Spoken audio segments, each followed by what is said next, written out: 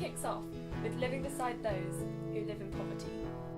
The World Bank defines extreme poverty as living on less than £1 a day, which currently 1.2 billion people have to do.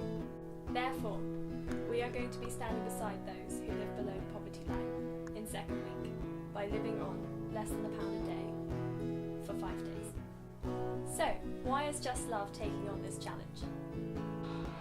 Philippians 2 talks about how Jesus humbled himself in taking on human flesh to stand beside his people.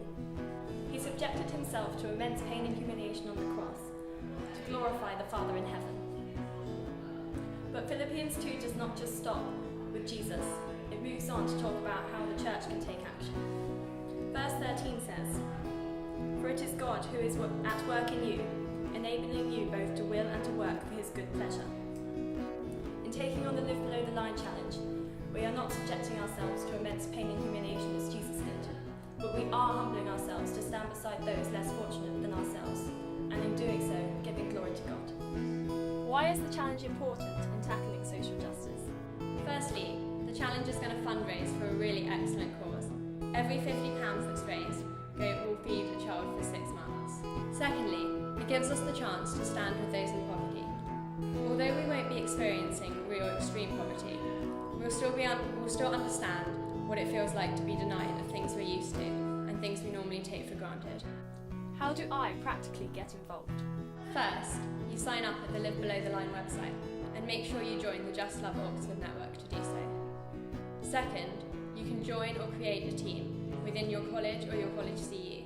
Keep up to date with the Just Love Facebook page, which will tell you when central meal plans are. So if you're looking for more resources, there are loads of people doing it, from RAG to Just Love, and also the Live Below the Line website is really helpful. So any information you need is really easy to find. What was the highlight of the challenge last year? The highlight for me was definitely the Wednesday evening when we actually had to meet, albeit the cheapest meet I've ever eaten, but definitely the most appreciated. What I got most out of the experience was a real sense of perspective. I managed to live below the line for a week in the full knowledge that at 12 p.m. on Friday evening I could eat to my heart's content, whereas there are so many more people in this world for whom the realisation they might not even survive the week is much more the reality. Would you say that fair trade and Live Below the Line are at odds with each other? On a superficial level, they are obviously at odds, because whilst combining the two, it'd be impossible to afford much more than one banana for the week.